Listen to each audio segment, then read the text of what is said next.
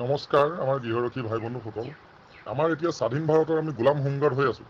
কাৰণ ভাৰতখন স্বাধীন হ'ল, ব্ৰিটিছে ভাৰতখন এৰি থ'লে, স্বাধীন হ'ল, আমি ফূৰ্তি কৰিছিলোঁ যে স্বাধীন ভাৰতত স্বাধীনভাৱে সকলোৱে নিজৰ স্বাধীনতা পাব। কিন্তু আমি স্বাধীন ভাৰতৰ ভোটাধিকাৰ থকা সকলো নাগৰিক আমি ভোট দিওঁ, কিন্তু আমাৰ স্বাধীনতা নাই। কাৰণ হ'ল আমি কি কৰোঁ, আমাৰ ডিউটিটো আমি ছমাহ কৰোঁ। ছমাহ ডিউটি কৰাৰ পিছত এজন মানুহে এটা কাম ছমাহ কৰি থকাৰ পিছত তেওঁ আহি অন্য এটা কাম কৰিবলৈ অলপ অসুবিধা হয়, তেওঁ ফিল্ডখন নাপাবও পাৰে।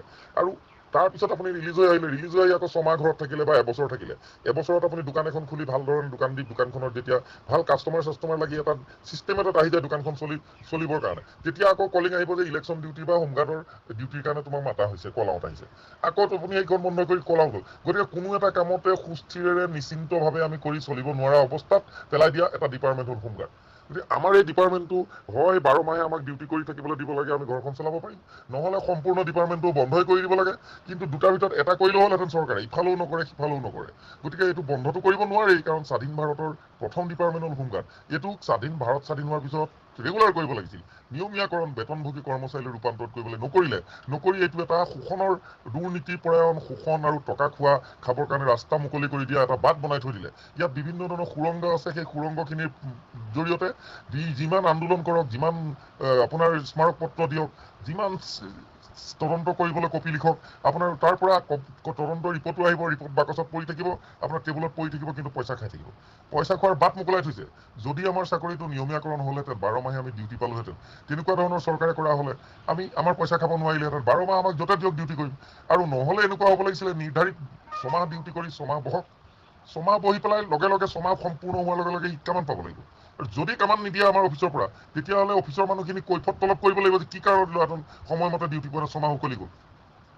তাত বিভিন্ন ভুৱা মিছা কথা ক'লেও নহ'ব, তেওঁলোকে ছমাহৰ মূৰত ডিউটি দিবই লাগিব, আৰু যদি নিদিয়ে কৈফত তলব কৰাৰ উপৰিও তেওঁৰ ঘৰখনৰ ভৰণ পোষণ ইত্যাদিৰ দায়িত্ব তেওঁ বহন কৰিব লাগিব অফিচাৰজনে। এনেধৰণৰ টান কিছুমান তাত পদক্ষেপ লৈ কিছুমান আইন সোমোৱাই দিব লাগিছিল।